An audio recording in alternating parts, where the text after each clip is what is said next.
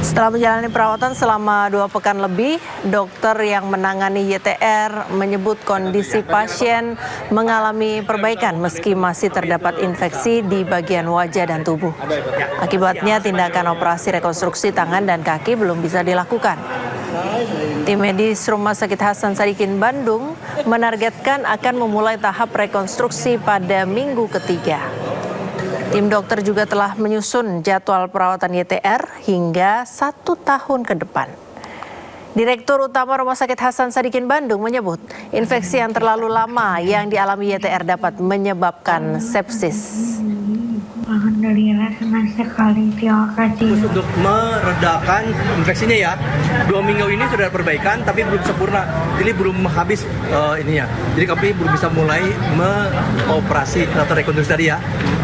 Insya Allah kalau minggu ketiga atau nanti sudah ini kita akan memulai rekonstruksi ya dari mulai wajah, dan itu dischedulekan sekitar hampir sama kaki hampir 1 tahun. Kemarin kan ada isu bilatung mungkin di bagian kepala korban itu kan infeksinya udah terlalu lama, dan itu begitu datang kami sudah tidak apa-apa lagi langsung, karena itu bisa sepsis, jadi umumannya bisa menyeluruh masuk ke darah sehingga bisa meninggal. Makanya pertama Polda Jawa Barat mengungkap fakta baru dalam kasus penyekapan dan penganiayaan berat terhadap korban YTR. Tersangka Taufik Hidayat mengaku sempat berkencan dengan seorang perempuan di sebuah hotel saat korban masih disekap.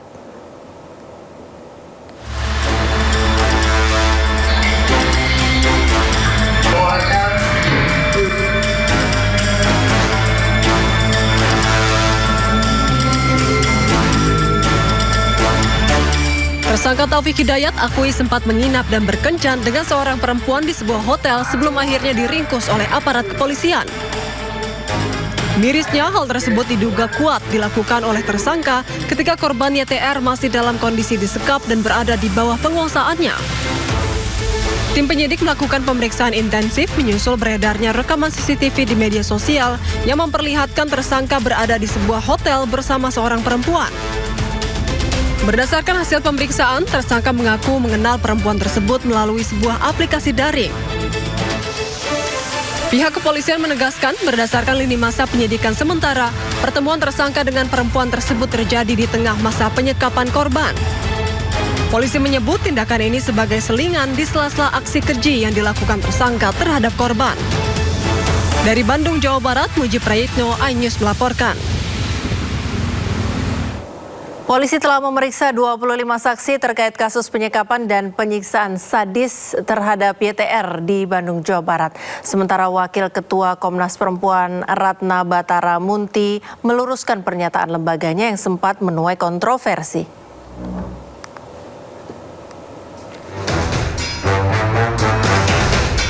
Polda Jawa Barat sudah melakukan 2 kali prarekonstruksi kasus penyekapan dan penyiksaan sadis terhadap YTR. Dalam kasus ini, polisi juga menemukan barang bukti baru dari TKP terbaru. 25 orang saksi termasuk korban YTR sudah diperiksa. Petugas juga masih menunggu hasil tes psikolog pelaku yang hingga saat ini belum keluar.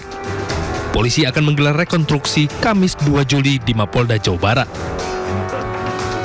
Sementara Komnas Perempuan menyatakan kasus penganiayaan wanita di Bandung YTR merupakan bentuk kekerasan berbasis gender terhadap perempuan berlapis yang sangat ekstrim, sadis, dan kejam, serta memenuhi unsur penganiayaan berat menurut hukum pidana. Terkait kasus ini, Komnas Perempuan mendukung pihak-pihak yang telah melakukan sejumlah langkah cepat sehingga korban dapat tertangani dengan baik. Tim Liputan iNews melaporkan.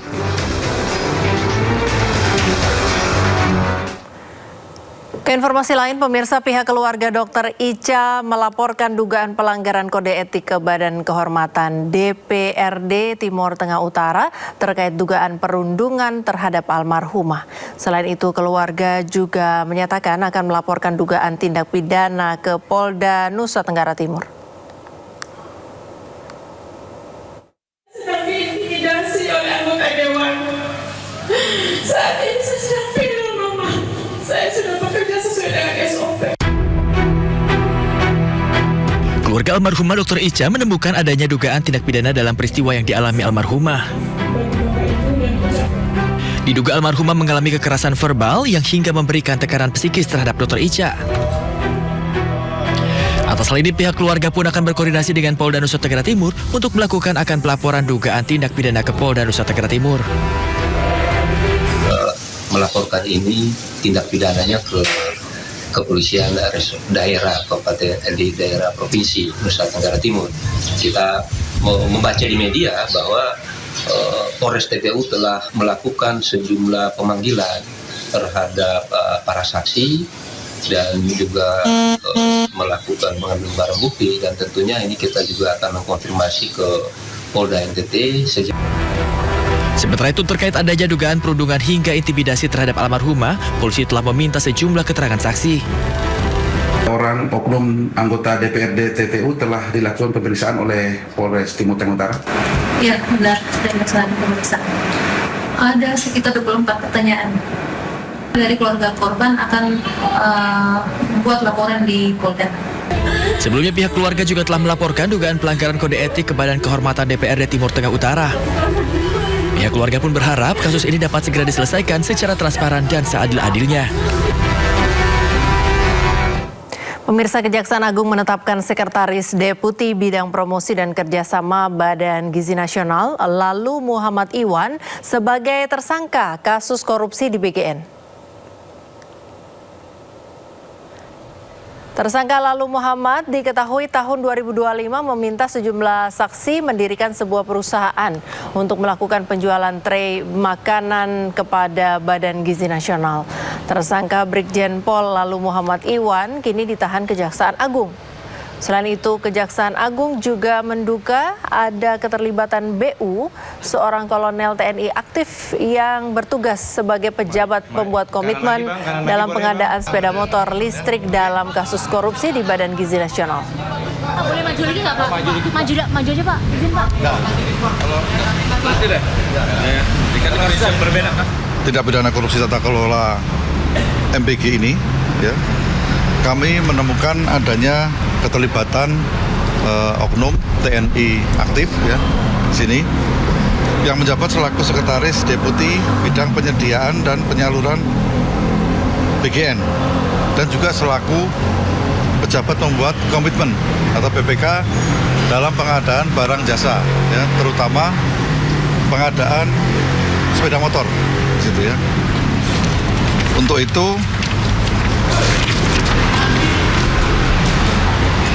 penanganan terhadap oknum tersebut, yaitu saudara BU, itu dilaksanakan secara koneksitas bersama dengan penyidik pada Jaksa Agung Muda Militer, ya, dilaksanakan secara koneksitas.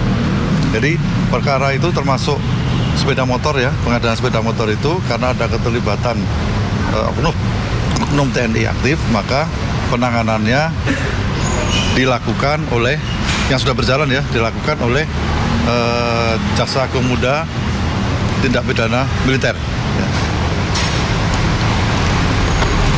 untuk saudara BU. Kemudian yang kedua, pada beberapa hari yang lalu, kami menetapkan satu orang tersangka lagi, ya, satu orang tersangka lagi, yaitu saudara LMI. Ini menjabat selaku Kepala Biro Hukum dan Humas BGN itu sampai Maret 2025, dan saat ini selaku Sekretaris Deputi Bidang Promosi dan Kerjasama pada BGN, ya.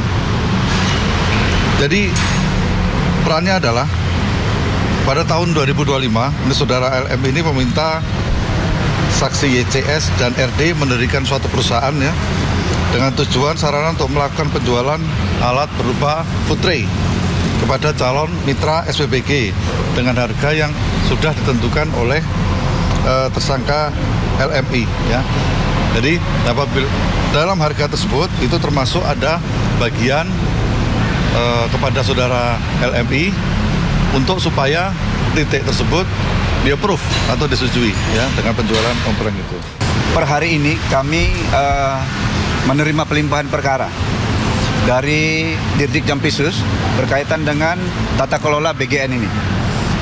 Dalam hal ini tentunya ada prosedur yang akan kita kerjakan. Karena yang telah disampaikan Pak Dirdik bahwa Kolonel CPL BU ini adalah TNI aktif, sehingga akan kami kerjakan secara koneksitas.